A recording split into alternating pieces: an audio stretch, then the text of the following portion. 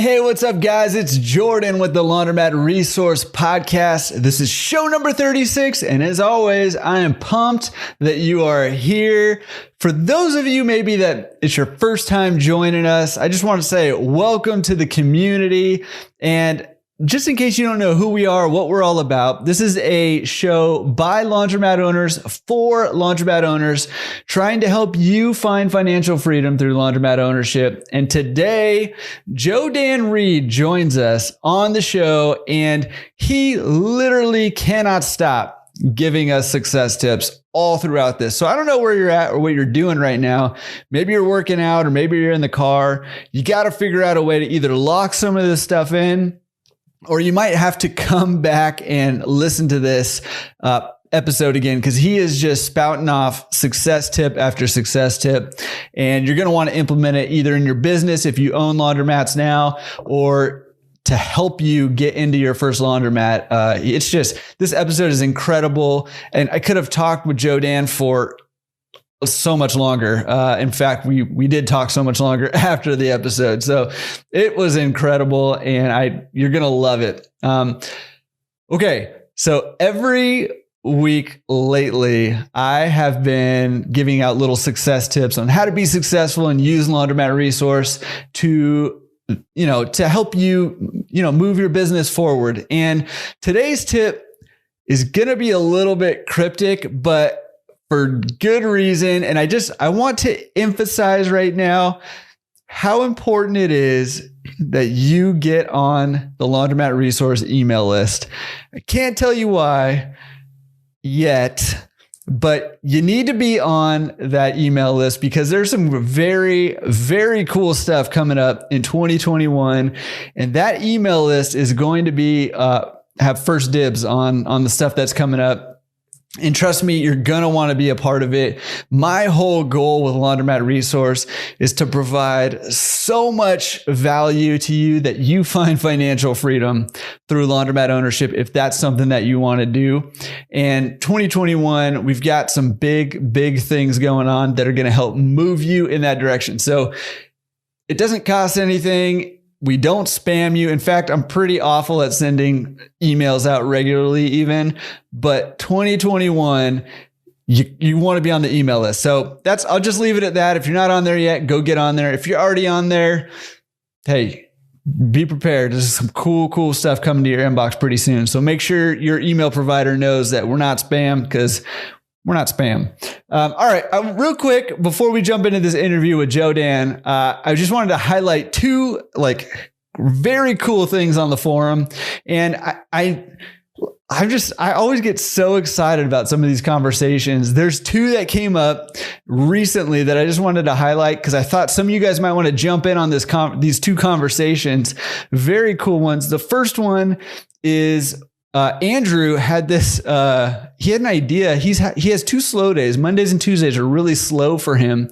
And he was wondering if anybody had ever just considered shutting down on those slow days. And I thought that was a very interesting, almost like sacrilegious kind of idea, but crazy enough that it just could work. Maybe not. I don't know. But he's looking for some input on that topic. So I thought some of you guys might want to go weigh in on that. Some of you guys might be in favor. Some of you guys might, be raining down heresy and stuff on him. That's not what I was trying to say, but you know what I mean? Like, some of you guys might be almost offended by that. So get in there and jump in on that conversation, lend some wisdom. The other one that I thought was super interesting was Tracy. It found a spot that's used to be a car wash and is wondering, what is it going to take to convert an old car wash into a laundromat? Is that possible? Is it doable? Should you do that? I thought that was a really, really interesting question. Anyways, interesting conversations happening on the forum. So every week, make sure you're heading over to laundromatresource.com/forums to go jump in on those conversations, ask a question, answer a question, get in there, mix it up, put yourself out there, and start getting to know people and providing value to your fellow laundromat owners and soon to be laundromat owners, because that will come back around to benefit you in the long run. Okay. I'm getting off the soapbox and I cannot wait right after this to get into it with Joe Dan Reed. Let's do it. In today's world, if your laundromat is not online, you're losing business. Customers increasingly decide who to trust with their laundry by the quality of your web presence. But creating a professional logo and website that instills trust in potential customers and can be found on page 1 of Google can be difficult to create on your own and expensive to purchase through a traditional marketing company. As part of our mission to help laundromat owners succeed and find financial freedom through laundromat ownership, we are launching our done-for-you marketing service tailored specifically for laundromats. After ranking number 1 on Google with our own laundromat website and consulting with many others to help them do the same, we guarantee that we can build you a professional website that ranks on page 1 of Google within 6 months. Our joint expertise in the laundry industry and over 15 combined years in website design and online marketing allow us to offer affordable, transparent pricing for a high-quality web presence for your laundromats. You invest so much into providing your customers a quality laundry experience. Don't let anyone miss out on what you have to offer simply because they can't find you online. Let Laundromat Resource Marketing take care of your online presence so you can take care of your customers. Visit laundromatresource.com/getonline today for more information. That's laundromatresource.com/getonline or click on the link in the description. All right, Joe Dan, thank you for coming on the show. I'm really, really excited. I feel like we've been trying to set this up for a while and it's finally here and I'm really excited about it. So thanks for coming on. Thank you for having me. Look forward. Yeah. How are you doing over there? I'm doing great. Just headed down to Gatlinburg for a few days. We just kind of stay comatose in the chalet and then I'm headed back tomorrow and to celebrate Christmas in the new year. Man, so cool. Yeah, so cool. To have a chalet, that just sounds so awesome. Awesome. So, well, I think that's part of your, I guess part of the segment where, we have other properties and I have 2 chalets. I'm in the process of building a 3rd. Oh, that's so cool. It's a good business. Well, we'll get into more of that. But before we get into that and your experience in this industry, which I know I'm like really, really excited to hear about it. But trying to hold off my excitement a little bit because I want to know a little bit about you. Who are you? Can you give us a little background on you? Okay. Well, let's see here. I went to, I guess after I graduated from college, I was in broadcasting journalism. And then I met my wife and then then she said hospitals are dirty. Okay. Because she's a registered nurse. I said, yeah. I said, let's just open up a cleaning business. And she said, okay. So we just did it. And we both had to quit our jobs because it just blew up. And so we started cleaning houses. We cleaned businesses, truck mount carpet cleaning. And what got me into the laundry business was we had a maids and they would go out and clean houses and the customers would say, hey, can they wash our clothes? And we were like, no, because it's going to take them too long. And then we started thinking, well, let's just get some washers and dryers at the business, bring their clothes back, wash them, and bring them back to them the next time we go. And so we started doing that. And then next thing you know, I looked at Kelly and we decided we need to get a laundromat. Let's start a laundromat. And I was driving down Russell Cave Road one day and I looked to the left and I said, hey, that place is completely empty and it's plumbed for a laundromat. It used to be a laundromat here. So I called the landlord.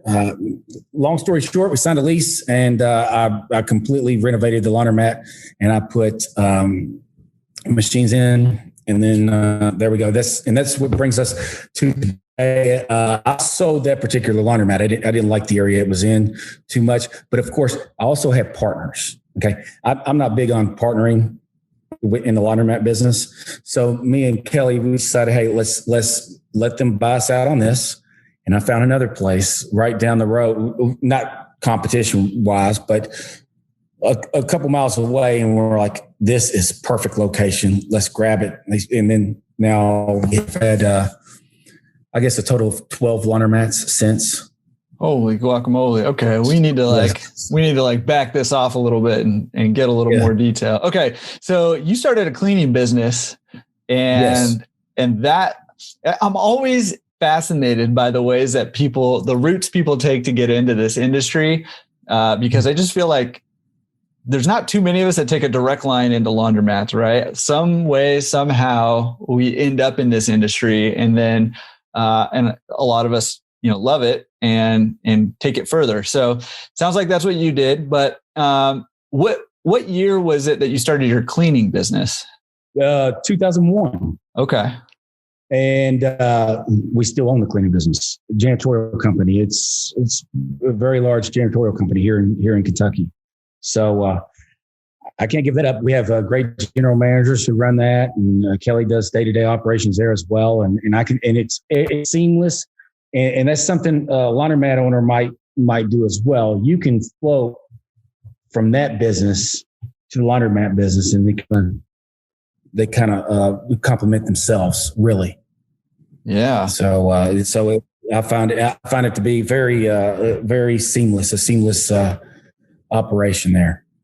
Yeah, that's awesome. Okay, so you started this cleaning business, and how long did you run that before you decided, hey, we could figure out a way to throw laundry into the services that we offer?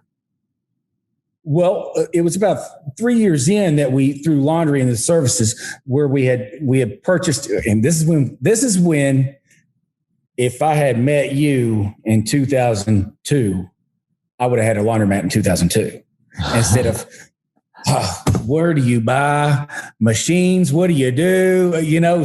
Walked in a laundromat, hey, where do you buy these machines? That, that's when they become very offended at you. And what do you mean where you buy these machines? So I went to H. Gregg and bought 4 washers and 4 dryers, and started in the basement of my of my cleaning service.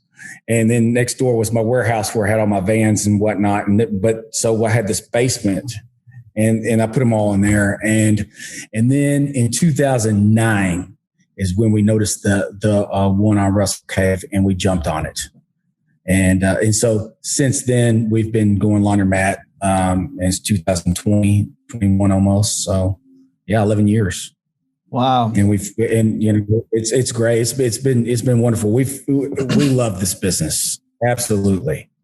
Yeah. Well, I want to hear more about what exactly you love about it. But before we get to that, I feel like I just need to keep slowing you down a little bit because you're like ready to jump into it. But I want to hear more about, okay. So, I mean, you kind of hinted at you wanted to add the laundry service, and there was some difficulties in trying to figure out like where to buy equipment and that. So can you tell us a little bit about that? What were the difficulties that you ran into? Yes, the difficulties was first and foremost, you don't know the distributors. Let's pretend like which I was. I've never been in the laundry business before, but I'm in the cleaning. Same thing with the cleaning business. I wouldn't know where to go buy a truck mount carpet cleaning machine, but I could tell you where to go now.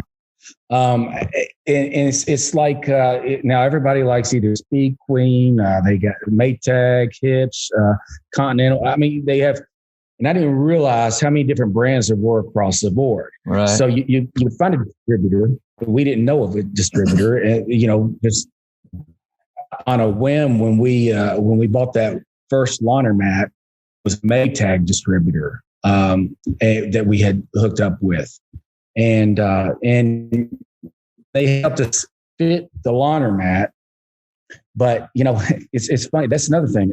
When you're allowing someone to laundromat, and you don't realize, hey, you need to put your big, huge washers in that window up front, and they need to hit the people in the face, because when that customer walks in, the first place they go to is that first washer, and they drop their clothes. I don't care if it's one basket of clothes or 10 baskets of clothes. They're going to drop it at that first row of washers. And that's where all your money needs to be, right there, because that's where all your top bin prices need to be. But yeah, it was a very difficult situation because we didn't know what to do.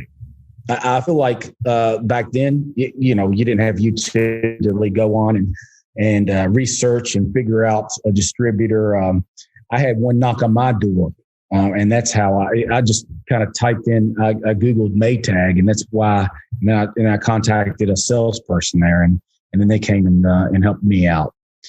But that's how that happened. But, and I'm happy, and that's another thing, knowing your recovery air behind your dryer, so you don't have all these error codes because they didn't know how to install things correctly. A lot of things that I've learned on that, on the spectrum. So that's about it on that. But it sounds like we found our second laundromat, and that's when things went right, because I knew right then, okay, big washers up front, big dryers right up front. And then, the only problem with that, I couldn't put my attendant up front, which I hate. I hate it when you have to walk into a store and walk to the back of the store to use your drop service. Right. So if I build something, but when the plumbing's already there and you can't move those bulkheads back, it's a waste of time. So it's, that old adage, free laundry, Yep. But so you have the free infrastructure is what's free, the infrastructure. But and that's what's great about that. If I could find those opportunities all day long, I would jump on them. I've jumped on a few, and I've closed those down. Yeah. But there's a reason why some of them do go out of business. Well, we're gonna have to talk about that too. You're just throwing it all at me right now. I'm trying to furiously take notes to make sure we don't miss anything. It's awesome. Okay. So you bought those Maytag machines. That was for your cleaning service, right? Or was that for your first laundromat? First laundromat. Okay. The Maytags, from my cleaning company, from our cleaning company, we put, I don't even know the name of those. I think they were LG. They were, home use stuff, right. Before we knew anything about laundromats. Yes. And then 2008 is when we found that first and opened in 2009. Yeah. Yeah. Okay. And then we sold it out a year later, and then opened up our first Splash 'em Out laundromat. And then all of our laundromats are named the same, Splash 'em Out, across the board. So awesome. If you go to my website, you'll see. Yeah, we'll make sure we link to that website too, so people can go check it out and see all your locations. Okay, so you bought your first one, you were in it for about a year, and then you sold it to the partners, and then you went and got a second one. That was one that was vacant. Is that right? No. Okay, that one wasn't. It wasn't. We walked in there and I asked the attendant who was working there. She had been there since 1988, and there was no heat, no air. It was hot in there, and I'm telling you. And she says she burns a candle and stuff in the winter. I was like, "Are you kidding me?" And every machine was broken down except for 2 in the entire place. And I said, "You're still running this as a laundromat?" So I said, "Could you give me your boss's number? I'd like to talk to her."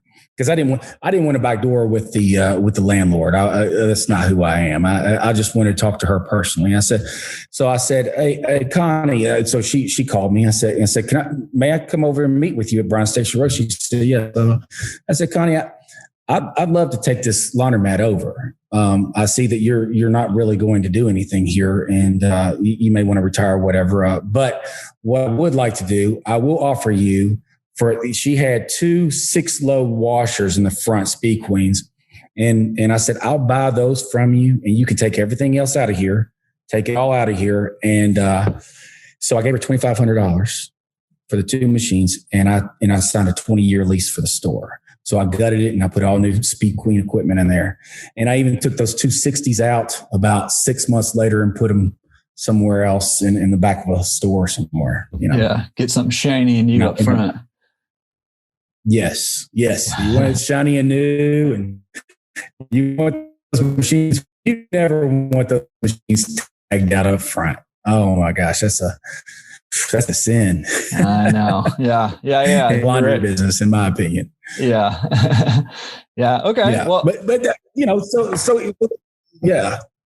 So we got that, and then I guess word got out, and a guy got in touch with me on Waller Avenue, no Pimlico location. I walked in there and he called me. He said, "Hey, I'm leaving here. Would you buy this laundromat?" I walked in there. I said, "There's nothing in here that works. No, I'm not going to buy. There's nothing." He had machines in there, I swear, that were 30 years old. I said, "No, I don't want any of the machines, but I'll take the lease." I talked to the landlord. He said, "No."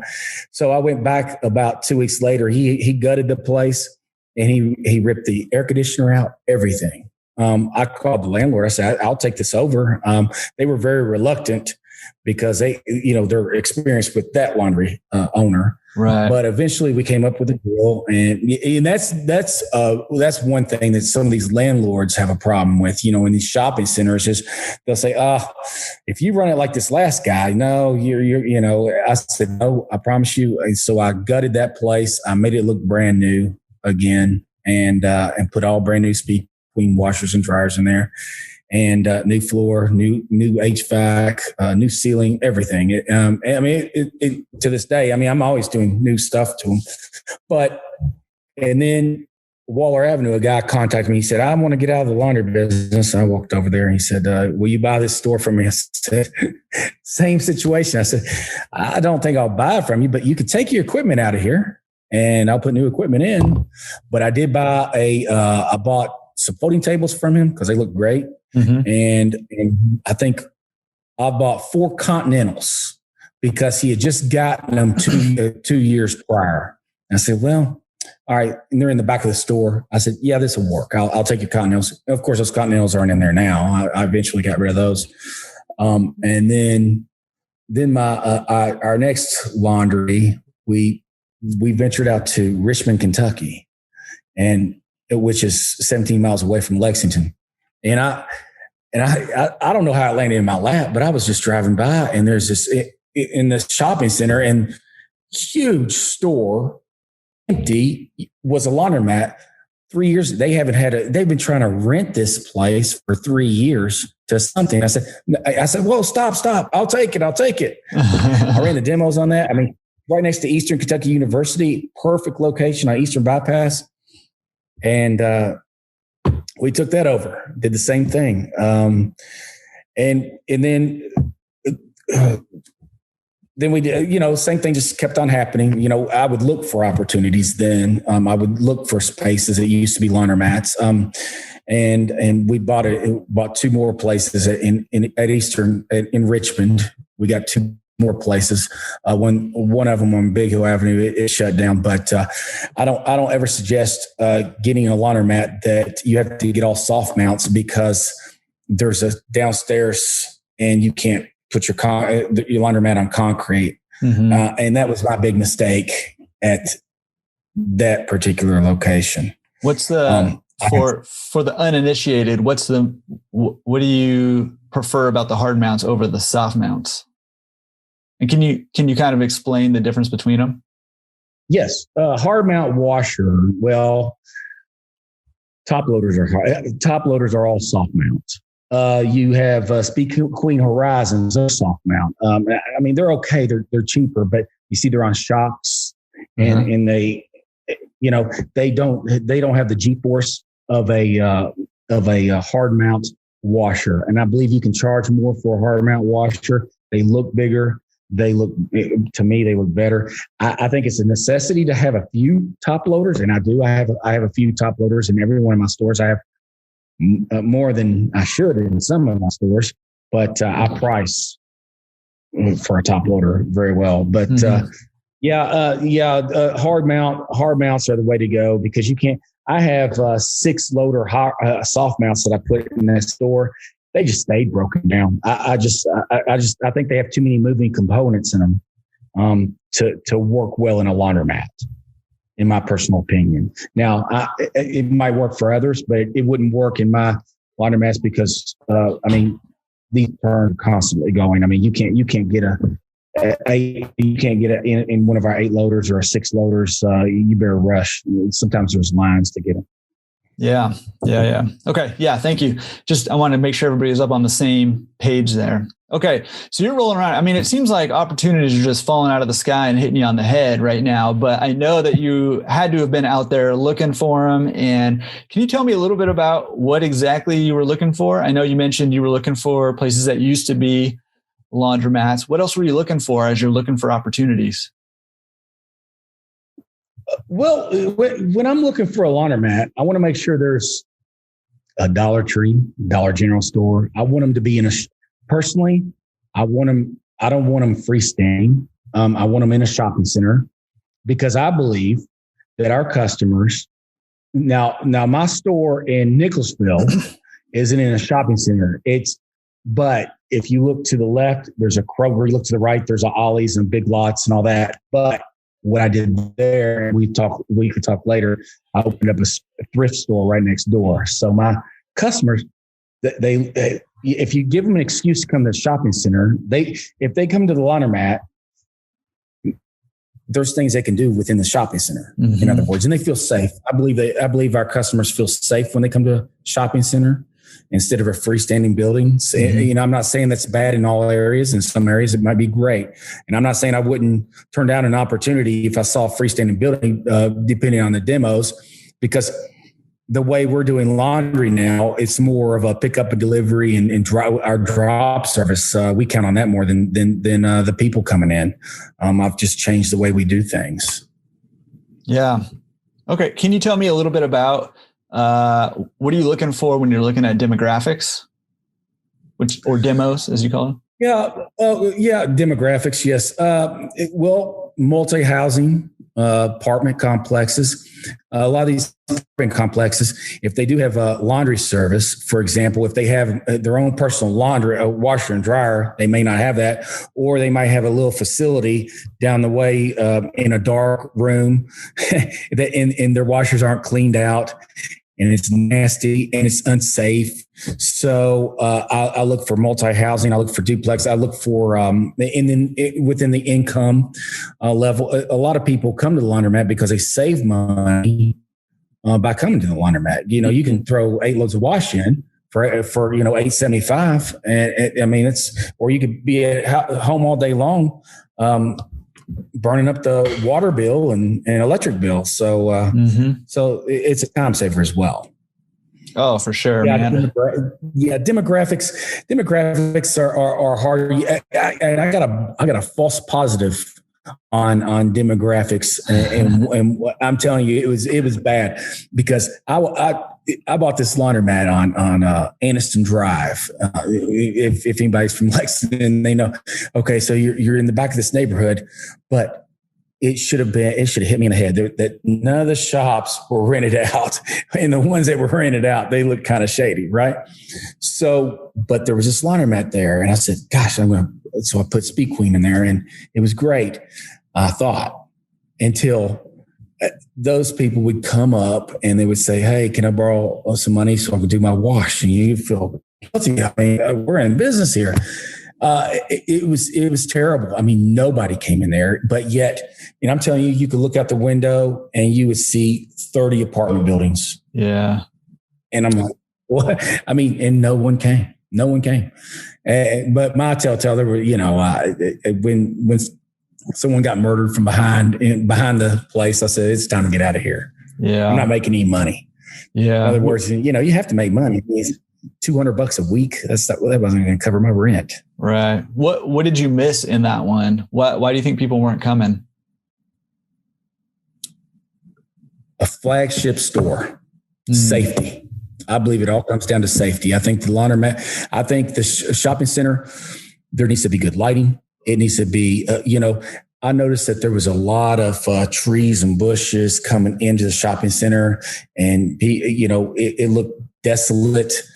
I shouldn't have been the flagship to start in that shopping center. There wasn't a store. There was a barber shop, and that was it on the other corner. But, and there used to be there used to be a Dollar General store in there, and there's no longer a Dollar General store. So yeah. If you don't have that, if you don't have a flagship for somebody to come to and feel safe, in my personal opinion, feel safe, it's not going to work out. Because I was looking at that as just a floor laundromat more so than to push the wash and fold.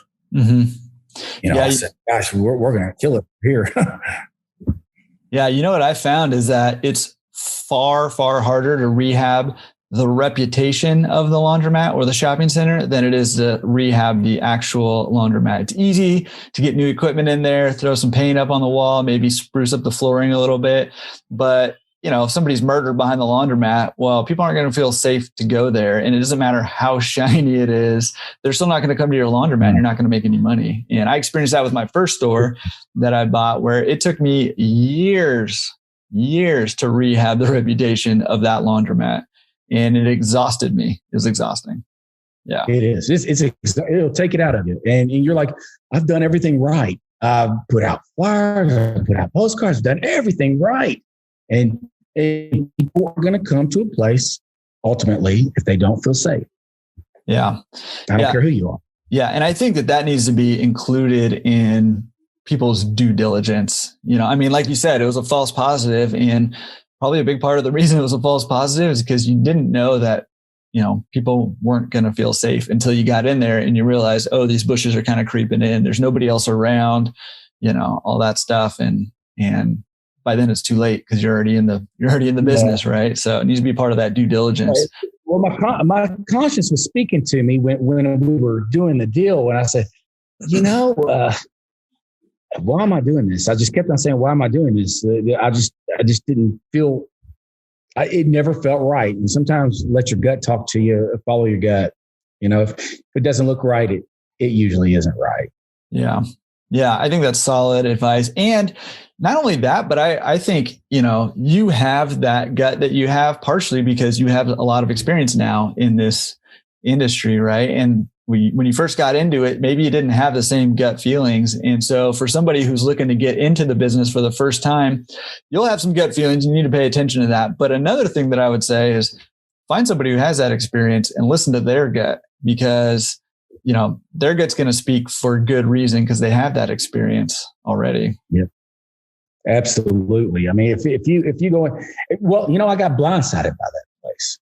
And I think a lot of it too is like, something inside me said, I'll make it work out. I've made all my laundromats work out. Mm-hmm. I'll make it work out, because you're sitting here saying, hey, here's another opportunity. If I don't grab this opportunity, someone else is. Mm-hmm. I should let somebody else grab it. Sometimes you really have to let things go, and you really have to look at them, and it kind of like we bought an aqua massage. We had an aqua massage business.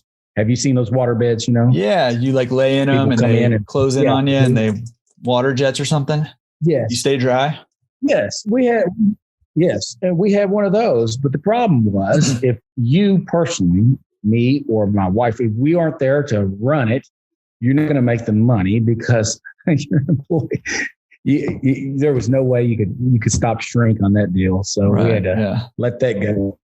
But that's the same thing. I mean, if you see a laundromat, if it's too good to be true, sometimes it is.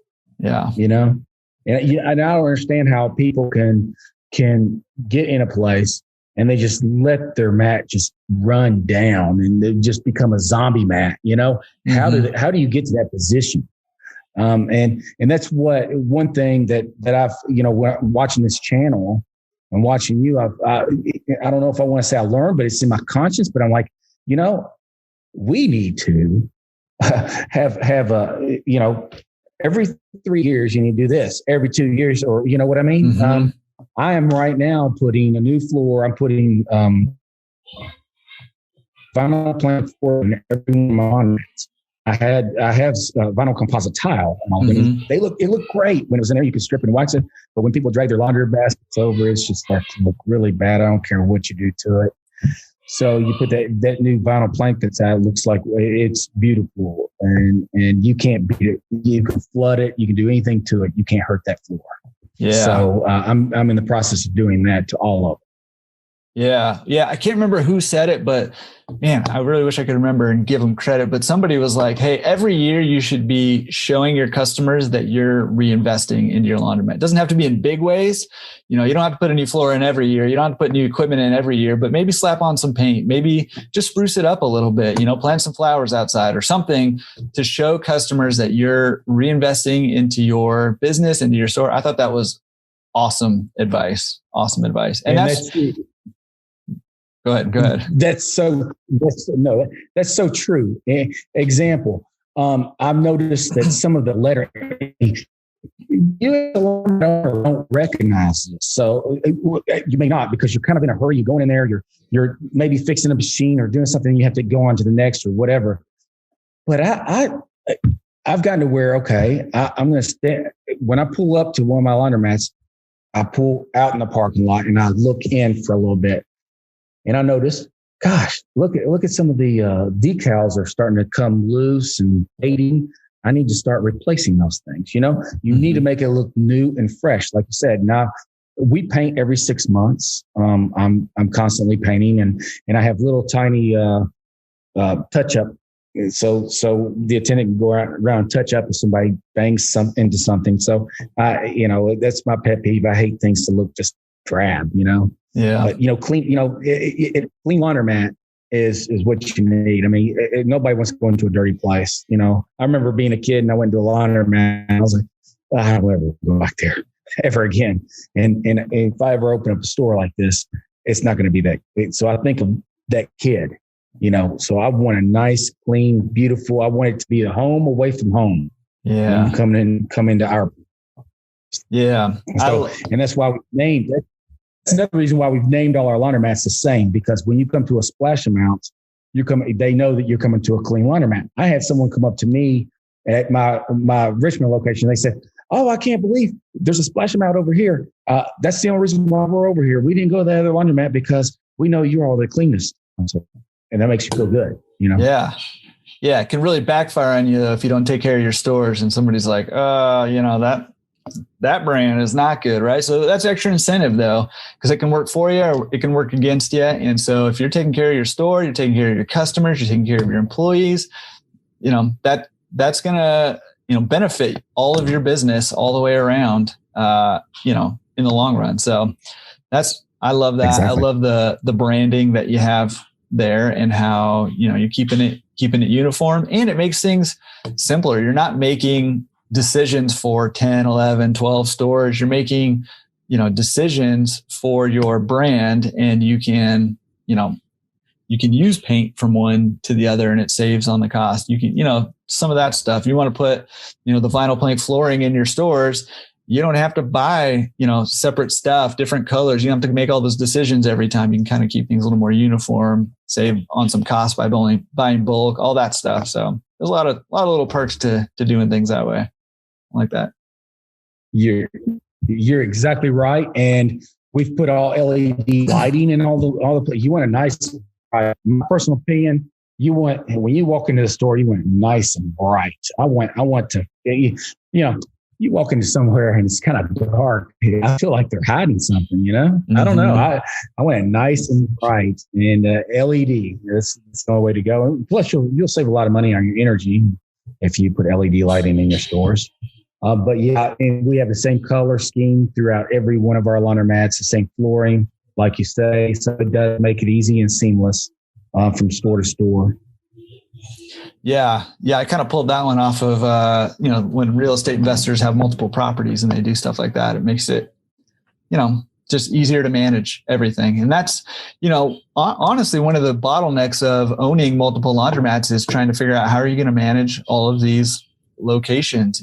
It's a little bit more management intensive than, say a real estate investment or something like that. It's a little more hands-on. It's a business and you're dealing with lots of people. And so whenever you have a business and or you're dealing with lots of people, complications arise, right? So there's a little more management intensive. So anything you can do to reduce some of that management is really going to benefit you in the long run.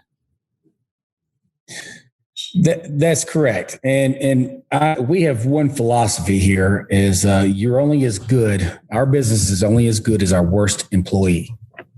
So if you have a bad employee, that means you have a bad business. Mm-hmm. So you need to pay. We pay our team members good. We respect everyone. We have a very good general manager. And from that general manager who oversees all the laundromats, we have managers for each of the laundromats. And then we have like a manager in Richmond that oversees, a manager in Nicholasville that oversees, and then the general manager that oversees it all. So, and when you surround yourself with people who have the same type passion as you, it makes it pretty, I would say, easier. Mm-hmm. I don't want to say anything's easy because anything, and another thing, I don't feel like we can ever quit learning. And I take suggestions. I love suggestions. When someone comes up to me and has an idea, I say, gosh, it makes me feel good that, their entrepreneurship is coming out a little bit. And that makes me feel great for our business because they have the same passion as we do. And if you don't pay your team members well, then you really aren't going to get a good employee. And plus they fight to do all the jobs because they get very, very good tips. I don't think they tell us half of how much they make, but believe me, they get very, very good tips. Very good tips. Yeah, that's awesome. Okay, so you have been like collecting these laundromats since about 2009, and we're going to get to this later. But how many do you have? Currently, 8 going on 9. 8 going on 9. Okay. And then you mentioned at one point that you are doing drop off and pick up and delivery. Is that true? Yes. Okay. We have. Okay. You want me to tell you a little bit about our drop service and pick up and delivery? Tell me what you got. Okay. Let's hear it. Okay. Well, we got so overwhelmed with pickup and delivery, we were looking for a software to use, so we went to the Clean Show in Vegas. I mean, not Vegas, in New Orleans. New Orleans, yeah. We ran into this guy by the name of John Mackerel of Happiness. Uh-huh. I'm sure you've heard of Happiness. Oh, yeah. So John Mackerel, we were talking to him. He also has Springboard, which is Happiness, whatever. And so I looked at John. I said, me and Kelly, we were just like we weren't sure. We wanted a software. We didn't want to go and have to develop anything. He already had something ready to go. So we made an agreement, and we got I guess you would call it a franchise of Happiness. And so Happiness is over. Now we have converted all of our drops or all of our pickups to Happiness. And now we're currently, anybody who comes in, they go through our website. If they go to our website, there's a link they can go to and sign up to be a Happiness customer. And it works tremendously. It's great. And then we have our drop service. Some people just do not want their clothes picked up and delivered. They do not want that at all. And so we have tons of those. And I've tried to get some of them too on Happiness. And I've converted a few of those, but not too many. But some people just like to drop their clothes off. I think it just gives them something to do and talk to people. But yeah, I mean, it's really been a great transition from. So if anybody wants to start a drop service or a pickup and delivery, and boy, I wish I knew John Mackerel 7 years ago, yeah. With Happiness. I mean, I was like, this is great. I mean, we charge, I think it's $1.80 a pound to pick up and deliver your clothes. And I mean, he gets a small percentage of that, but it works out for both parties, and it's great. And our customers love it because on their app, it tells them when their clothes are coming. It tells them when they're going. They can say exactly what they want done on their clothes, and we pick them up and we deliver them right back. Yeah, that's awesome. Can you tell me a little bit about how you got that part of your business started? particularly the pickup and delivery, or was that just something you were doing from the get-go? We were doing that from the get-go with the cleaning company. We did that from the get-go because of the cleaning company. Mm-hmm. So it's funny. Happy Nest has some of our customers we've had for 15 years. And it's great, and it's hard to transition them to that particular, but to that service, but they love it. Once they get over there to it, they absolutely love it. And, starting a pickup and delivery business is, a lot of people won't do it because it's a logistics thing. Yep. Because you have to have a van, you have to have a licensed driver, you have to have someone who can understand the computer and come in there and do it. You see, and we have a few girls that's all they do is Happy Nest, mm-hmm. For driving, and they love it. And then I have a couple of them that drive for Happy Nest, but they also clean at our cleaning service, so it works for them. It works perfect. But yeah, happy. And then the drop business, I'll tell you what, you need to get bags. Now the drop business, we sell our logo bags that say splash them out. Now the cleaning business, the pickup and delivery business, you get the Happy Nest bags, and and what they do, they'll send a packet to the homeowner or whoever's going to be picking up a delivery. So they'll send a packet, they put their clothes, and they put it out at the door, tagged with their name on it. We take them back, and then we process everything. And that's the beautiful thing about laundromats, as opposed to, in my personal opinion, dry cleaners, is your personal clothes are getting washed with your personal clothes, mm-hmm. and no one else's. Yep. And that's what I love about the laundromat business right there. Yeah. Yeah, that is a big differentiator there. And I think that's awesome. Do you guys do dry cleaning also? Or do you take dry cleaning or no? We used to. We don't do it. I think you have to find a good partner. I haven't mastered that. Maybe you need to do an episode on that. Or you probably have. Well, yeah. I know there are people who do it. Yeah. Yeah. And I'm interested.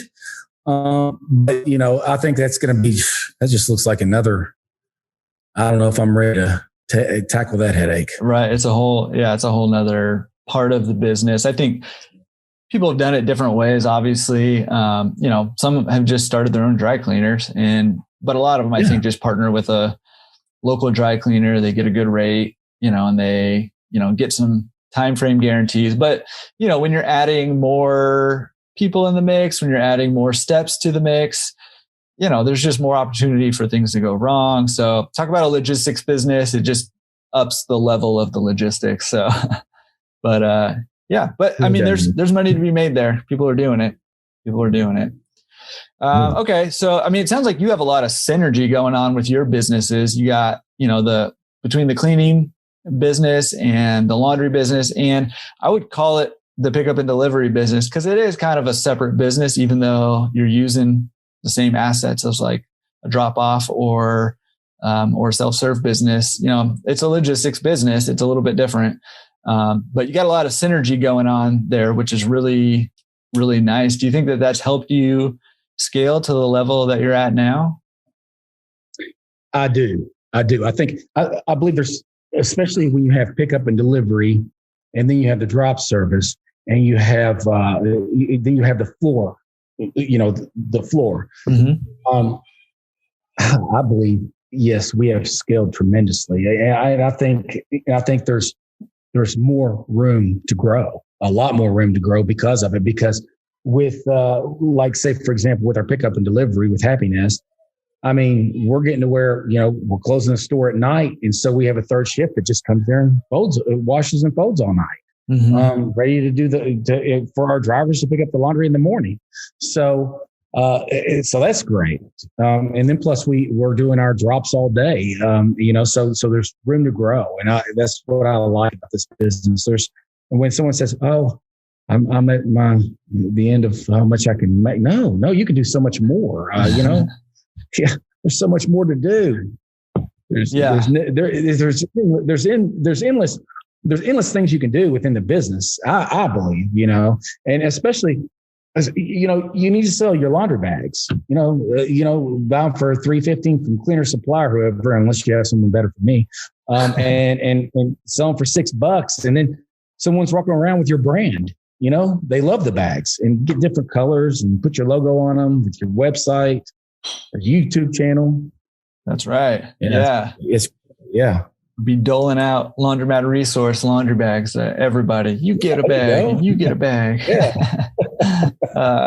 Yeah, that's good. Okay. Well, we've kind of touched on this a little bit, but because it's like one of the things I get asked about, probably, I don't know about more than anything, but just about as much as anything else.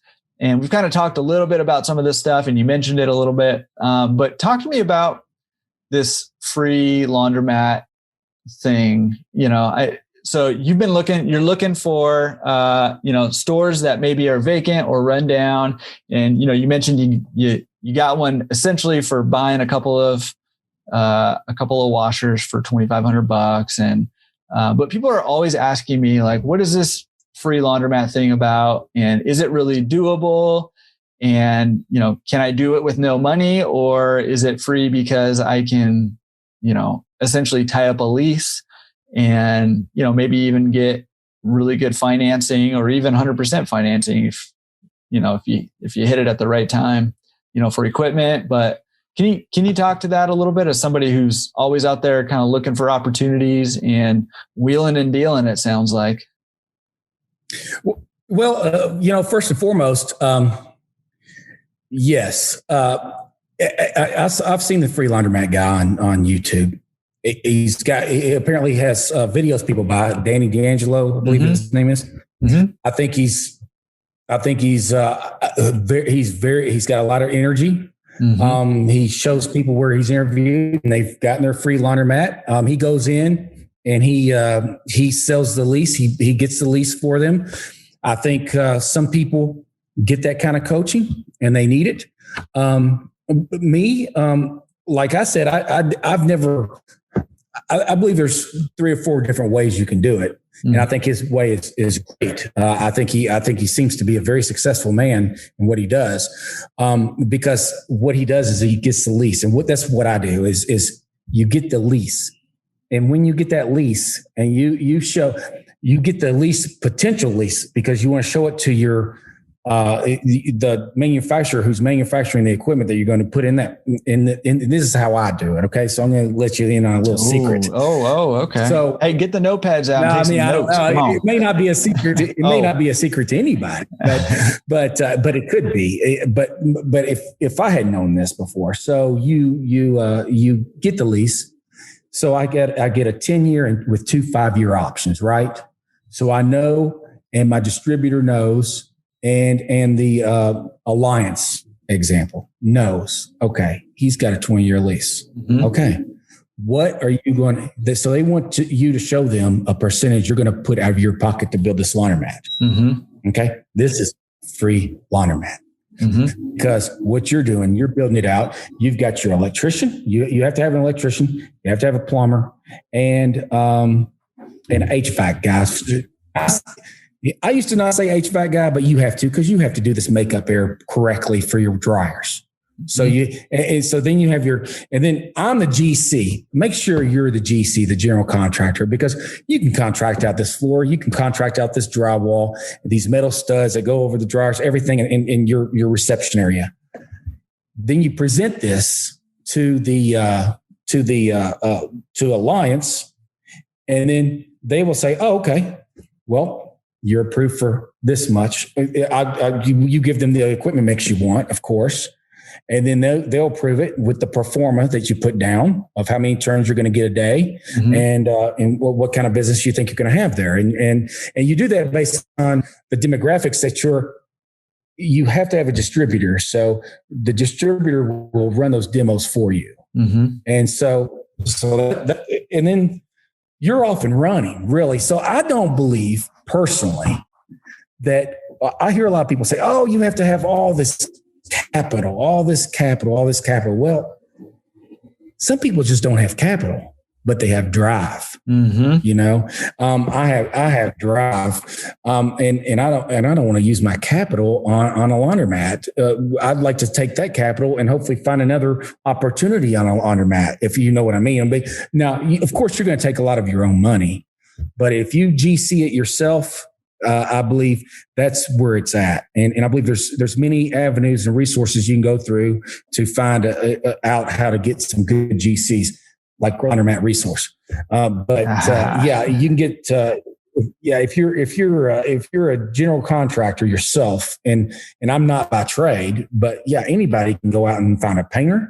Just think of your own house. When you're at your own house, hey, I have to call a plumber to fix, put the sinkerator in. Well, call that plumber that you called. See if he'll do a laundromat for you. Call that electrician who's done some work for you in the past. Call that drywall guy that came and patched your drywall. And that's how I've done it. So that's about it. I don't know if that helped, but it helped in any way, but there's some more. Oh, absolutely, man. Because I think that people, it's an awesome buzzword, right? And I think, Danny D'Angelo is a genius marketer for sure. Because yes, he is. Yeah, because he's telling people what they want to hear. And I'm not saying that he's not delivering, because it sounds like he's delivering too. So I'm not knocking that at all. But he's a genius marketer. And but people hear these buzzwords of free laundromat and they want to know, can I do that? Is that something that is doable? And so, I think hearing, I wrote down, some people don't have capital, but they have drive. And, makes me think of a lot of the podcast guests that have been on here actually. But in particular, Dave Menz, who, also a Happy Nest guy. He was in show 2, the most popular episode so far. And, he tells his story about how he had to go through a ton of lenders, and he had to like really make it work. And he worked in his business we've had a ton of podcast guests who were folding clothes for their drop-off service, and they were cleaning the laundromats. I cleaned my laundromat for a really long time, right? Like, if you don't have the capital, but you have the drive, you can still be successful, and you're only limited by your own creativity and the ideas that you have, and your willingness to work to make it happen. And so, when people hear free laundromat, yeah, maybe there's a way for you to not even have to put any of your own capital in there. That's definitely possible. Like you said, there's probably 3 or 4 different ways to do that, but you're going to have to, it's not going to be easy, right? You're not going to be able to get it free and it be easy and just kind of be smooth sailing from the get-go. There's going to be difficulties along the way, and there's going to need to be capital that's going to need to be put in. It may not have to be your capital, but there's going to need to be capital to put in there. So I think it is helpful, and just sharing your process a little bit is awesome. I loved hearing that. I was taking notes. When you say, the Danny D'Angelo, when you're watching his videos, yes, they are genius. I'm going to just go ahead and tell you, I just watch them. They're fun to watch. It's fun to see the success stories of those of all of his people that are doing it. But the thing is, you get his DVDs or whatever, I don't know, but you still have to find that empty place that is plumbed. And I believe that's what he means by free laundromat. You're getting the plumbing, you're getting the electric, and you're getting the infrastructure. Right. And it's ready to go. The bulkheads are there. They're ready to go. You're ready to make this place look better and brighter. And it is true in that sense. But, if it's free and you're not going to put any money in it, it's going to be a dump. And I'm sure he knows that. He probably gets to that. He just gets you in the front end and trains everyone, and that's with all of us. You go into something, you're going into it, and you don't have to. That's another thing with the distributors or like Alliance. They will give you options. Hey, you don't have to start paying on your loan for 6 months. Can you imagine how good that is for a startup? And you can actually get going, and then you pay. I had, or they'll do a 1 year interest free. just interest payments only. Yeah. I mean, that's great. I mean, so just to get started, I believe like Alliance Laundry Systems, they see it. They see it when, that's a big thing, the lenders. And that's the thing. Try not to get a lender. Now, you had one guy on there on your podcast. He's really good. Chris, I had spoken to him before. Yep. He if you have an existing laundromat, you want to get a lower rate, he's probably the best one out there that I know of. Yeah, Chris Mahalik. I'll link to his episode because it was awesome. Yeah, he's a good guy. He knows the business, and that's what he does. Is he does laundromat lending, so he knows. Got energy too. So if you want to get a better rate, go with him. Yeah, that's awesome. Well, hey, can I ask you, how much time do you think you spend on your laundromat business? I know you got a lot going on. You even did you mention you have a thrift store also that you put in next to your laundromat? Is that what you said? Yes, but I don't run it. My sister-in-law runs that. Awesome. So yes. Well, when you think about it, think of all the clothes that people ditch at your laundry. Mm-hmm. And so you take that times 8 laundromats. So we'll call the customer 100 times. I say I keep clothes for 30 days, but that's what the sign says. But I keep them for 60. Sometimes I keep them for 90 if it's really nice clothes. And I think, feel bad. Why are you leaving your clothes? Oh, I know. I don't. You shouldn't have a conscience in this, but you do. You really do. I mean, you really do. I mean. So we would call them 100 times, and finally, when they don't want to, we'll just take it to the thrift store. And I even called one time. I say, "Hey, your clothes are at the thrift store. One last chance, and they'll be back there for a week. You'd like to come get them?" And they don't ever come. They never come. I don't know. Yeah. But I spend. Probably it's a full-time job for me at the laundromat, full-time. And then, at the janitorial company, I spend probably about 10 to 15 hours there because Kelly runs that. So, and then, if someone needs trained on carpet cleaning, I'll do them in the janitorial. But as far as laundry, I'm at least 40 plus a week. At least. Yeah. And I watch these people also on YouTube. I guess they're always emptying their change out there. Those get kind of old to watch. Uh-huh. But I have a better bucket that you can empty your change in. Oh, I have a better, I think. And I should have brought one with me. Yeah. But they're little mixing buckets. You get them at the Dollar Tree, and they're like this. And you pull it just goes right on in, really right easy. On in there. Go down the line, and you take it, put it on top of the change machine. You go back with another bucket. I carry about 10 buckets at a time, and then you put them up there, and then you just dump them in the machine. It's seamless. It's easy. Oh, that's awesome. Huge, whatever, and you're trying to dip in the coin. Yeah. That's a pain in the butt. There's a quick tip for you on the coin change, and you can give that investment joy guy a run for his money because his coin collection video took off, man. He's got so many views on there. Good for him, man. Yeah, I watched that too. I need to get that guy on the podcast, actually. You ever watch Chaka Quarters? Yeah. They're fun. They're fun too. Yeah. They have a collection every week. I'm like, God, do I have to watch? Give me something else. They gave me a good soap tip. I want to see, hey, they show me a different way you can fill your bags with soap. I say, I got something from you finally. Exactly. There you go. But they're pretty good. Yeah, entertainment value. Hey, if anybody knows any of those guys, connect them up to me. It'd be fun to have them on the podcast. Oh, yeah. Then you have this Keenan. A lot of people follow. He's always fixing stuff. Yeah. I've learned some things off him. I think, I could tell you, if you can fix your own machines, I've done a bearing. Gosh darn, I don't want this for strong backs and weak minds. Oh my God, forget about it.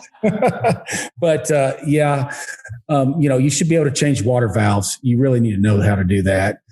Drain valves, you really need to know how to do that. You need to know the basics of if you EFL flow air, it's either your drain or your water.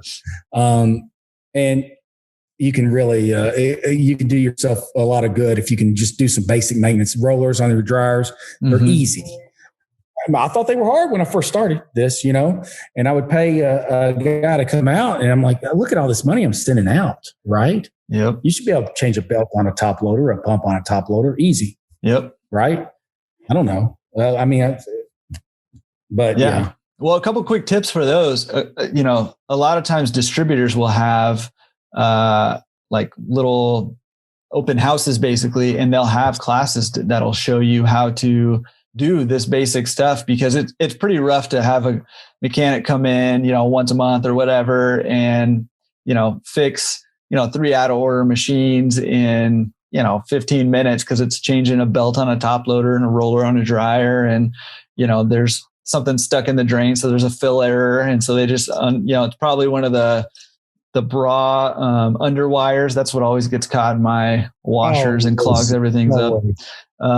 But it's tough to do that. See him fix it all in 15 minutes, and then you pay him a few $100. That's hard to see. But those distributors have those classes they can teach you. So if you're looking to learn, even if you don't have a laundromat yet, go to those. Well, I don't know that they're having them right now, but as soon as everything kind of starts opening back up, go to those open houses and take those classes. They're free classes usually, and you just go in and they essentially take apart a washer and then put it back together in front of you, and then kind of explain it along the way. And they'll take apart a dryer and put it back together in front of you and explain it along the way.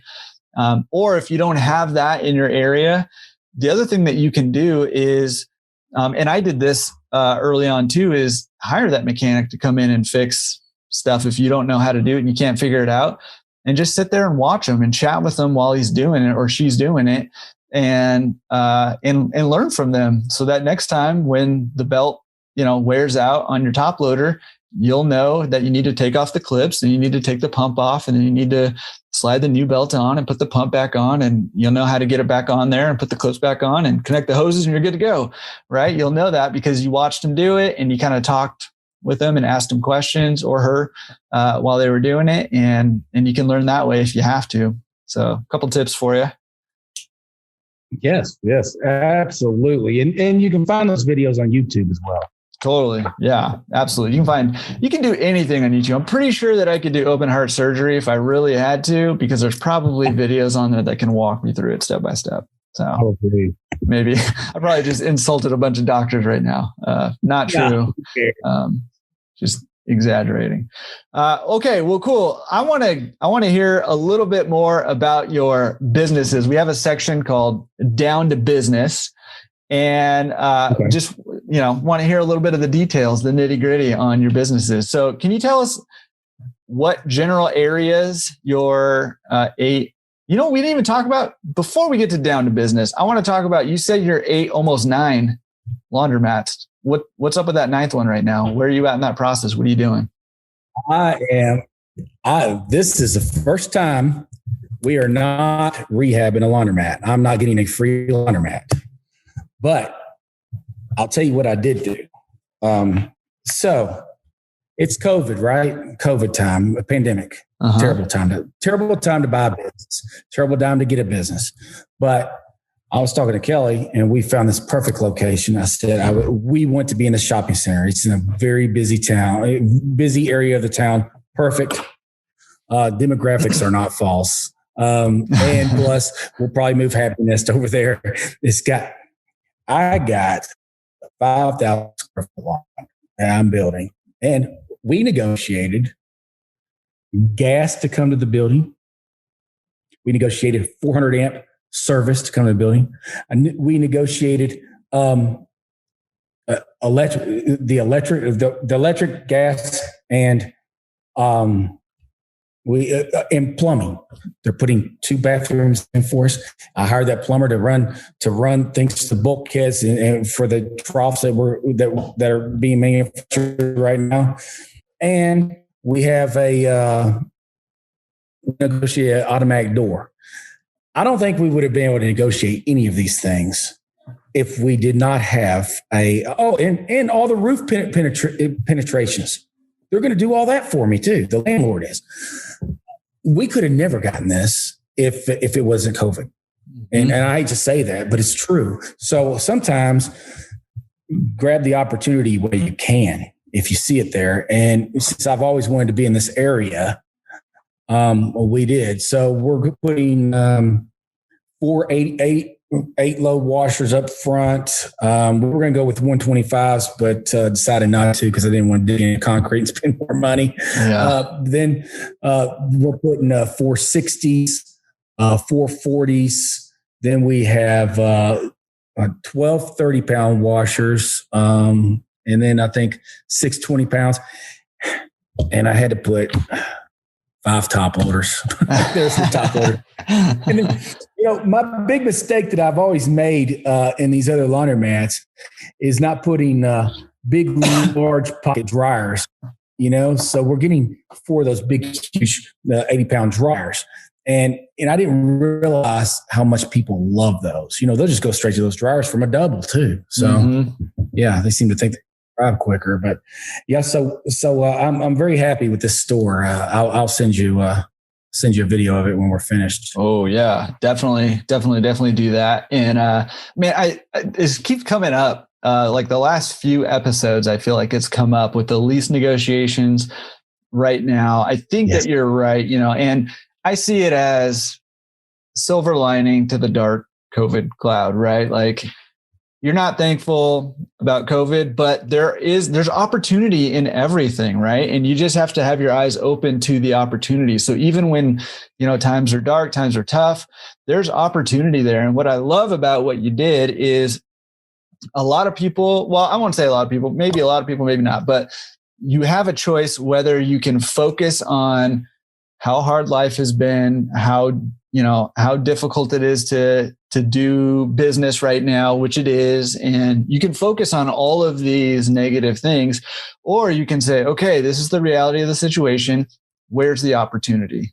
And if you focus on the opportunity, guess what? More likely than not, you're going to find the opportunity. And you found the opportunity, right? You found a location that you've been trying to get into for a while, and you were able to negotiate. Like the stuff that you just said, that you rattled off, that you negotiated, that's probably tens of thousands of dollars worth of, I would say it's roughly probably over 100,000 because now you think about it, that what I just pulled off is your free laundromat because I just talked them into giving me an infrastructure that wasn't there. So, because when we went in there, it had a 100 amp service. Now it's getting a 400 amp service. We walked in there. It didn't have gas coming to the building. Now it's got the exact gas and the measurement of gas that I want. Now it didn't have the plumbing and we're getting it all. So and plus on top of that, Jordan, they're giving us $10,000 allowance for the bathrooms. Yeah. How can you do that? And we do not have to pay. I put in the lease until we open, we don't pay $1. So there's a free laundromat, and I signed a 15-year with the 10-year with 2 5-year options, and that's how I do it. But yeah, that's great. So basically, it's going to be a nice place. Well, you did all that, and guess what? The landlord's happy about it, right? Like that's what the opportunity is right now, because the landlord's happy about that because they just took a vacant spot and they just leased it up for at least 10 years, probably 20. Cause let's be honest, you're not going to go anywhere after 10 years, most likely. And they just put a business in there that is proven during this time to be a stable business. It's going to remain open almost no matter what the world throws at it, right? It's going to remain open. You're going to keep paying rent. So they're going to have a stable income, and it's increased the value of their property probably far more than what they just invested into it to get that business in there because of the way that commercial property is valued. So yeah, you got a great deal, but guess what? They're happy to give you that great deal because they get something out of it too. And that's the beauty of this opportunity that's available right now, I think. I agree 100%. 100%. Awesome. I can tell you the mistakes you can make on wash in this business, but I thought that was a great opportunity. Yeah. And we took it. Yeah, absolutely. Anybody who's been in the business for a little while is going to have some stories about the mistakes that you can make in this business. That is for sure. Yeah. Yeah. All right. Well, I kind of derailed us because I forgot I didn't ask you about that new opportunity. And I'm glad I did because that's awesome, man. Congrats. And I can't wait to see. Do you have a timeline on when that's going to be built? I'd say I'll be open February 1st. Wow. So that's coming up quick. Yes. That's coming up quick. That's what I like to hear. Yeah. Good. Well, I will definitely. My equipment won't be in. Yeah. They say the equipment won't be in until late January. So January 20th. So I said, well, we'll just open up February 1st. Good. And so the bulkheads are coming in next week. So yeah, I'm rolling. You are rolling. I love it. Well, as soon as you get a video out there, you let me know. I'll link to it here so that anybody listening to this in the future will be able to see that video, and I'll figure out a way to let people know that it's out there if they want to see it too. And I do have I have a YouTube channel for my Splash Them Out. Have you been on that yet? No, but at the end, make sure you give me that link, and I'll link your YouTube video here too to make sure everybody goes over there and checks that out. Go subscribe. Okay, great. Yeah. Yeah, subscribe, hit that bell, do it. Love it. All right. Let's get back down to business because I kind of took us that way and reversed us. So let's get back to down to business. Let's get down to business. Over and out. And can you tell me the general locations of like the general areas that you're in with your 8, almost 9 locations? We're in Lexington, Nicholasville, and Richmond. So I would say if I were to drive to every location in one day, I'm driving probably 92 to 100 miles because it's not easy so I am 15 miles from Nicholasville from my house, okay, to that location. Then you say from my house, I am 20 miles to Richmond to that location. So, and then Nicholasville is there's only one laundromat there, and there's only one laundromat in the city, and it's mine. So then you look at Splash Mountains in Richmond. We have 2 locations there. So between those 2 locations is 2 miles between them. So in driving across that town, 2 miles is a good ways in that town. Yeah. In Lexington, it's funny because I have one location that's about a mile and a half from one another. And I can't believe how well those 2 locations do. And they both have different customer base, which is amazing. And I can't believe it because you could almost, see them each other. And then I have one that's close to University of Kentucky campus. So you'll get more college students there. And then I have the other one on Pimlico. So I have them all pretty much spread out very well. And that's the way you want to do it. You don't want to just have them on top of each other. And I don't want to go in someone else's backyard either, especially if it's a good laundromat. You don't want to go, hey, wow, that's a nice laundromat right there. Why would I open up a half mile away from them? Because you're not going to get their revenue. And so I never understood why people do that. But a guy just did that in right by my office. I was like, why did he open up a laundromat there? He opened it from scratch. There's a laundromat across the street. Yeah, I don't understand that. But yeah, people. Well, and let that be a lesson too. Yet another good reason to continually reinvest in your business, because most people are going to think like you're thinking, like, hey, that's a really nice laundromat there. I'm not going to open one up near that. Over here, there's some rundown, dark, dreary laundromats. That seems like a good location, right? So you make yourself a prime target for a competitor coming in with something shiny and new when you're not taking care of your business and reinvesting in your business. So another incentive to reinvest in your business. Can I ask you real quick about the one that's by the University of Kentucky? Is that one more seasonal than the other ones? No, it's not. I'm sorry, I'm moving because I'm getting these light miles.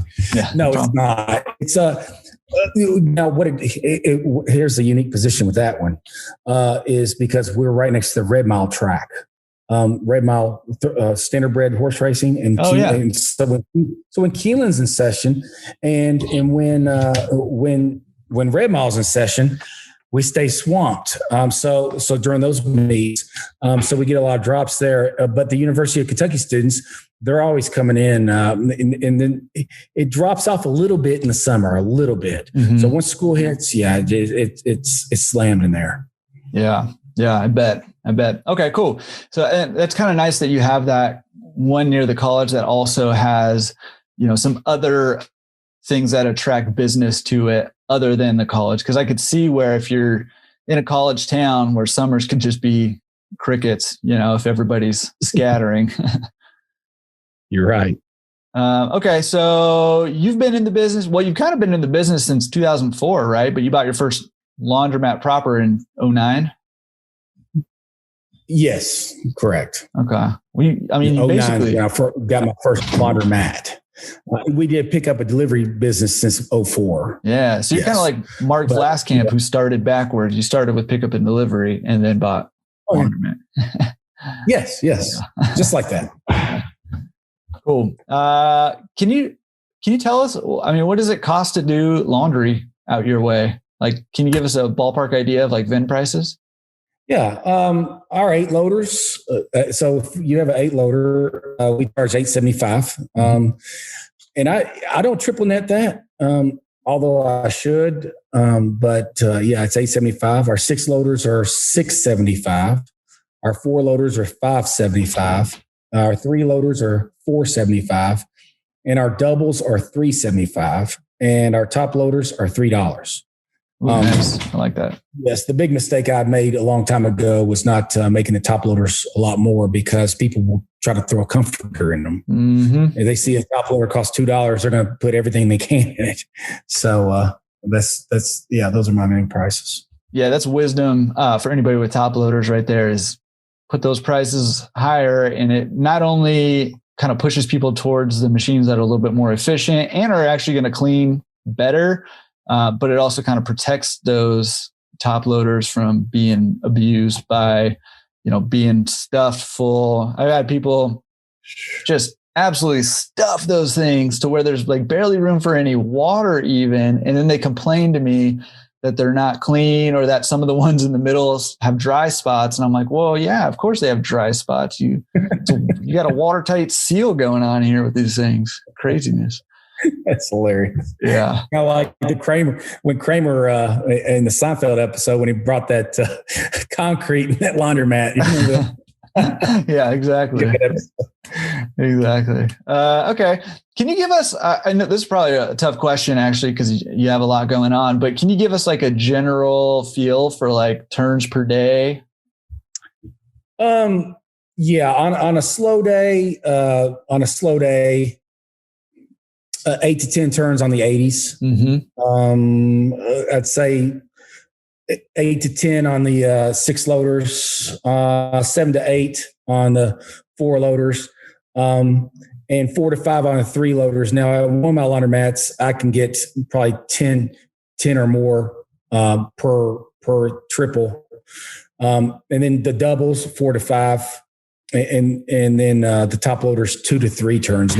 Now top loaders, I have successfully pushed most people to the doubles because of my pricing. Because you see where my doubles are priced at $375, and my top loaders are priced at $3. So if you really want to just soak your clothes, I've really gotten the customer to understand, hey, this is a better deal. But you're going to always have that. So, and that comes down to probably about $220, on a slow day. On a slow day. Yeah. So you're moving. That's pretty good, I think. Yeah. Yes. You're moving them. Yes. I like that. Now, so some of my store. Yeah. Go ahead. No, what were you going to say? No, some of my stores, I have people waiting in line for washers, and boy, I hate that. I'm thinking, God, why don't I have more washers? There's only so many washers in a building, right? Right. But it's good. It's good. Yeah, that's a good problem to have. If they're willing to stay in line at your place, that means you have a pretty nice laundry. Yeah, exactly. And it's, it's important to pay attention to what washers people are standing in line for, because when it comes time to replace some equipment, hey, get rid of some of those 20s and throw in some more 80s or 60s or something, because that's what people are waiting in line for. So that's good information to have, down the line too. Yes, absolutely. So are you running your laundromats attended, fully attended, partially attended, unattended? What do you got going on there, attended wise? Everything is fully attended. Okay. We have a fully attended laundromat, and we run 2 shifts. We start at, I guess some of them open at 7 or 8 until 3 or 4. And then the second shift comes in and last load is at 9:30 at night. And last load meaning no more loads after that. Come in, then we lock the door. Yeah. Yeah. And I mean, I know, so I mean, you kind of outlined this, which I appreciate, but you're running basically what I'm seeing as the success formula for multi-laundromat owners, which is having a management structure in place, having a strong general manager. And once you have enough locations and enough areas, having, kind of area managers with that one strong general manager over those. And I just see that time after time after time from owners like you that have multiple laundromats that are doing well. And you need somebody strong to help you manage those. And so I love that you got that going on. You shared that. Yes. Are you running coin, card, both? What are you doing payment wise?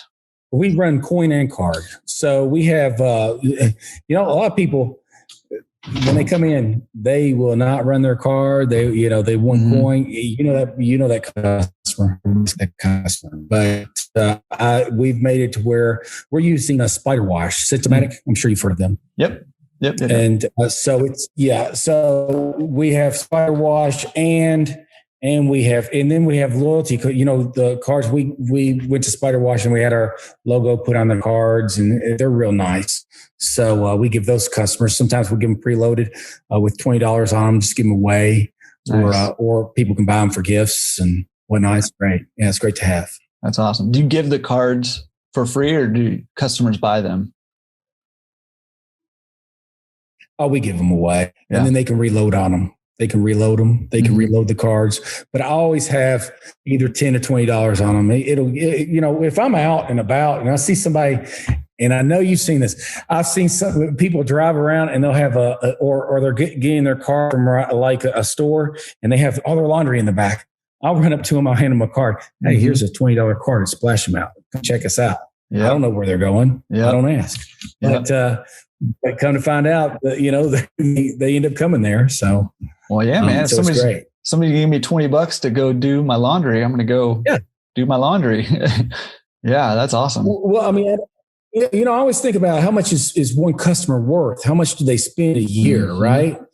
And you multiply that by, and so I think each customer is unique, and I don't care if they come in there and spend $2 or $100. What's the retention? You need to retain that customer. I truly believe if you don't have a system in place, we want to open the door for you as you come in. Now, I negotiated the automatic door, which is awesome. Yeah. But I want my laundry attendants, when they see a customer coming in with their clothes, help them in.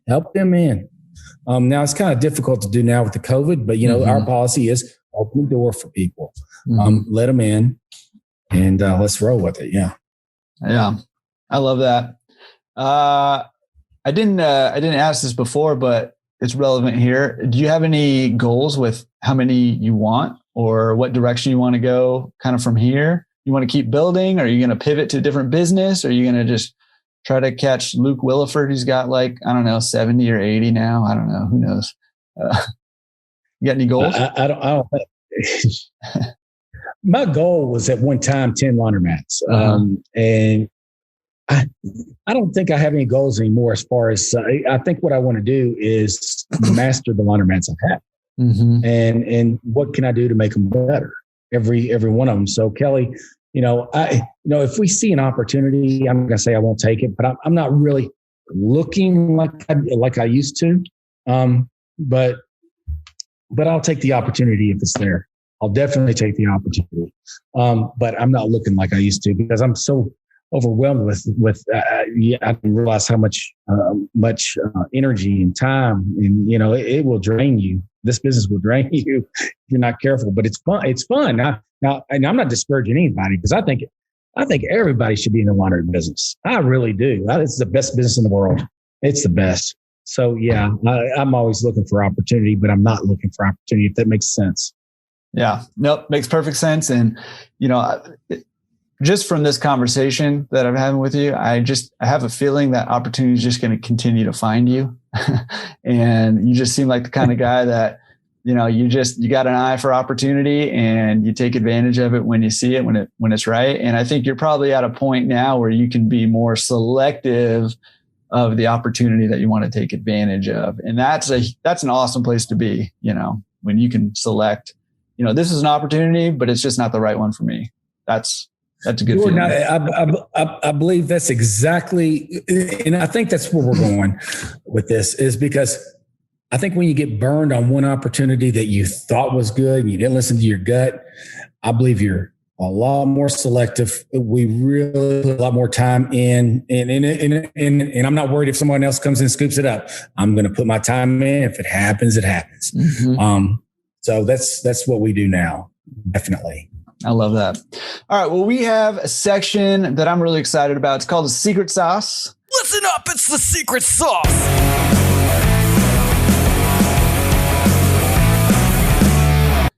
And secret sauce is just this. It's, you have anything that you feel like is working well for you right now that other owners can implement into their business to help them improve their business? Yeah, don't do special Wednesdays, $1.50 double loaders. They'll destroy your machines. Yeah, don't price your top loaders too low. I never felt like I had enough single locker dryers. Not learning how to fix the machines yourself. So try to fix them yourself. Put your large washers up front. You want to display. You want that display. If I buy and they see that large washer, they're going to come in. Signage. Make your signage very visible. If you have a junky sign out front, replace it. I mean, really replace it, because if you look bad on the outside, they think the inside is going to look worse, when it might not be true. So signage is important. Mm-hmm. You're only as good as your worst employee. Get them out of there. Get the toxicity out of there, because you want nothing but positive vibes in your laundromat. Open your, negotiating a lease right now, I hate to say it, is the best time. It's the best time to do it. Get those buckets I'm talking about to empty your coin. You'll have to show me which ones, and I'll try to find them and put a picture up there for them. Get a wash, dry, fold POS. Brian Henderson, Ian Gallahan. I don't know if you know I think Brian Henderson has been on your. That's the best system. We have it in all 8 of our laundromats. Mm-hmm. And what it does the same thing as the happiness software in a different way. So they bring in your laundry, they print out the tickets, you put it on the bags. It looks so professional. The more professional you look, I think the better off you are. So you're not going to have a hand ticket anymore. Do you use hand tickets, Jordan? No, not anymore. I do print tickets. Yeah. Okay. So that's my point. So you're looking very professional. Printed tickets. I don't like any of our machine. I don't like any of our machines to be broken down. Mm-hmm. That's my biggest pet peeve. So when you walk into a store, you see something tagged out. So I'm constantly reinvesting and making certain that everything is working order. POS system that's geared toward the laundry business, which was a Brian Henderson system. That's really nice. Having a good GM and managers surrounding you, have people to surround you. It's as far as that's basically have product in your store that people can buy. You know that people are coming in your laundromat, and so you should have soap. You should have laundry bags. You should have You should have hangers you can sell. You just have a vending machine so they can get a drink. Just have everything there so they don't have to go searching for it. Because some people just come there and they're like, "Oh, I left my soap at home," and you don't have soap, really? That's kind of embarrassing. Yeah. Well, okay. Listen, I'm just going to shoot straight with you. I asked you for a tip for success, and you basically just laid out an entire formula on how to be successful in the business. So you kind of overshot the goal a little bit, but no, I don't know. I'm sure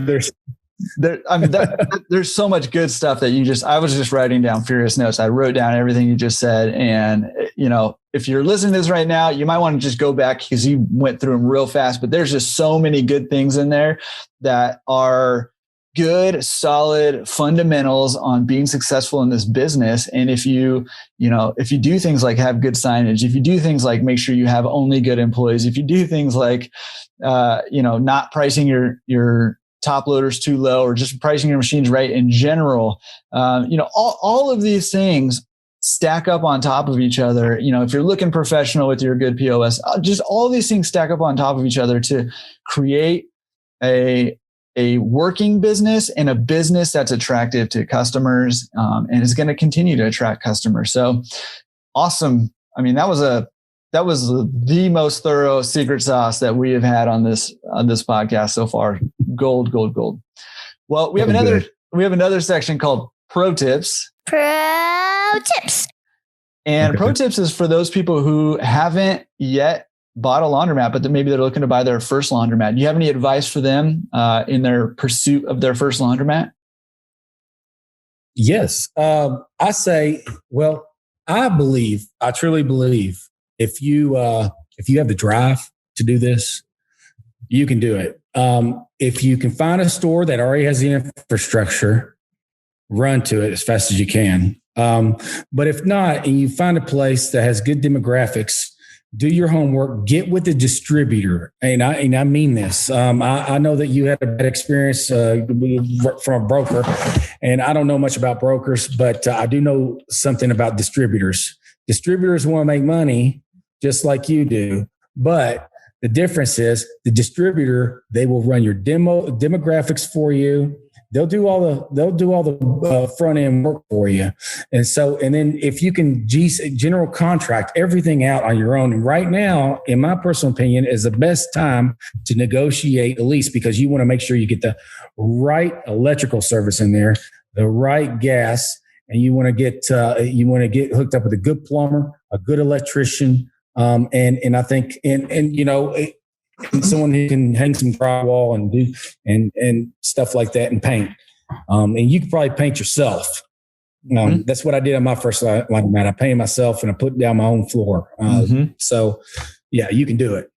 I mean, that's what I say. I say, if you say you can't do it, then you won't. Believe me. But there's nothing that I haven't put my mind to that I haven't done. If I want to go get that laundromat, I'm going to go get that laundromat and I'm going to open it up. And sure, you might fail a little bit on the way, but I look at it as a failure if you don't try.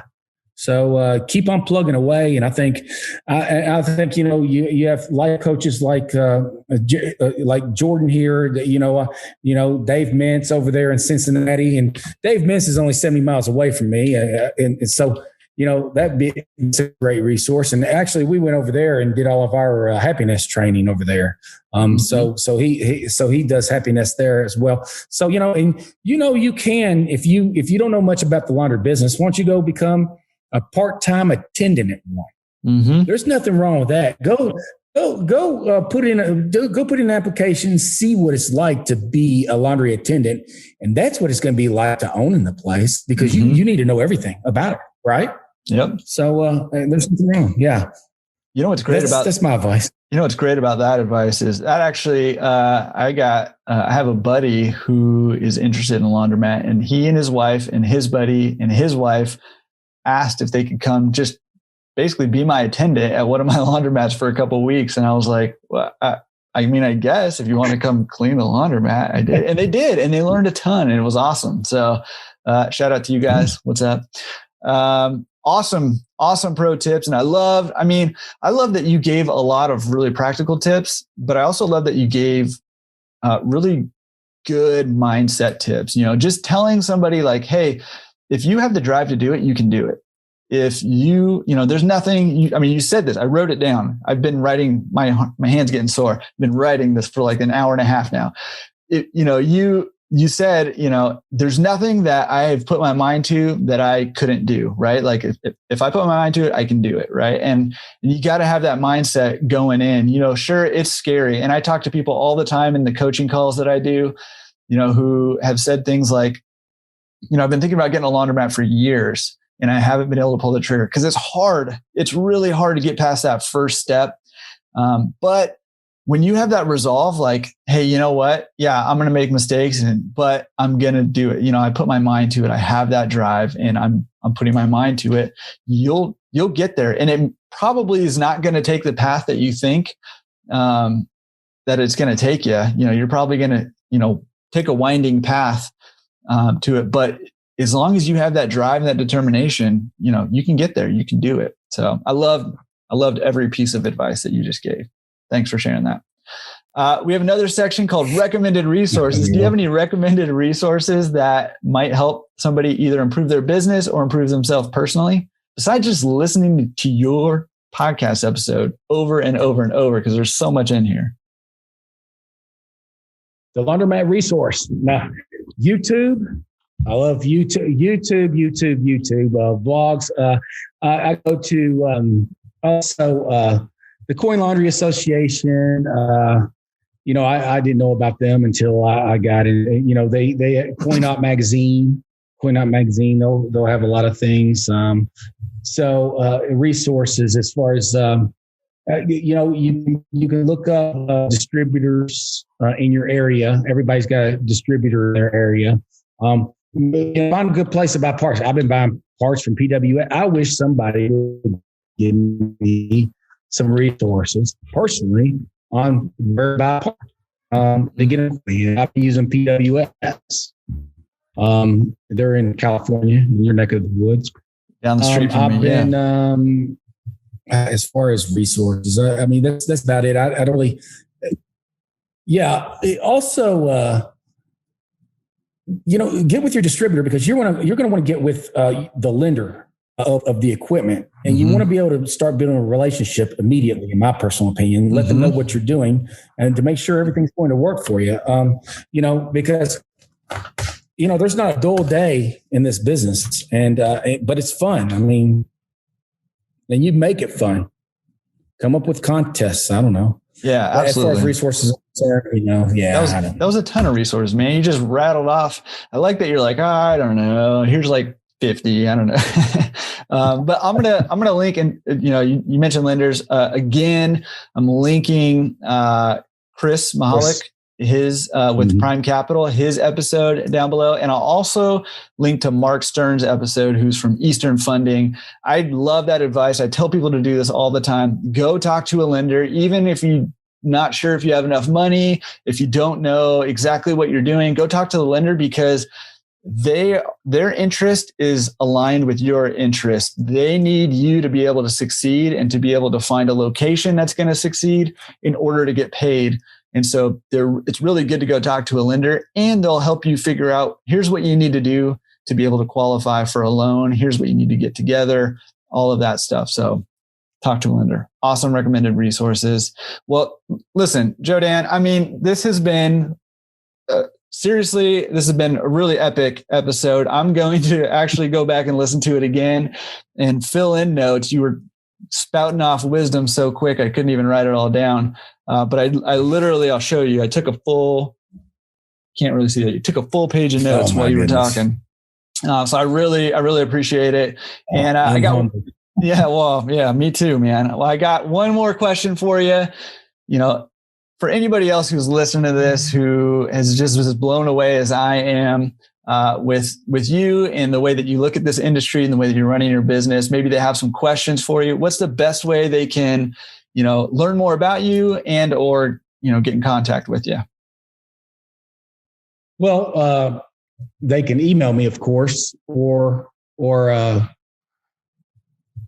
Splash them out, Laundromat, SPLASHEMOUT, Laundry on YouTube, or they JDREED5150 @gmail.com. That's my email, my personal email. And then also I have a personal YouTube, just Joe Dan Reed. But I encourage anybody to get in touch with me if you have any questions or if you need any advice. I may not have all the answers, but I can probably direct you in the right point you in the right direction. And and that's what I love about what you're doing, Jordan. I think we need to have an episode where we can interview you. That's what I want. Oh, listener interview. I love it. We'll figure out how to make that happen at some point. That'd be a lot of fun. Put me on the hot seat for once. I kind of like putting other people on the hot seat. It's a little more fun for me. Well, hey, listen, Joe Dan, this is awesome. Thank you so much for taking your time out of your busy schedule to come on and share your experience and share so much of your wisdom and advice with all of us. We're definitely going to have you back on at some point to, talk a little bit more about filling some of this experience, but also to hear more about your build out and to see how that all went, see what we could, learn from you on that one too. So thank you again for coming on. Really, really appreciate it. All right. That conversation was incredible. And in fact, after we got off the podcast, we talked for quite a bit longer because I just couldn't stop talking to him. It was just so great. And I really appreciated him coming on. As always, every week, I'm trying to find something for myself to take one thing to put into practice to help me improve my business. And it was really hard to pick something. I'm trying not to overwhelm myself with doing too much. I encourage you, pick one thing every episode, put it into practice in your business or in your pursuit of your first business, if that's where you're at in the journey.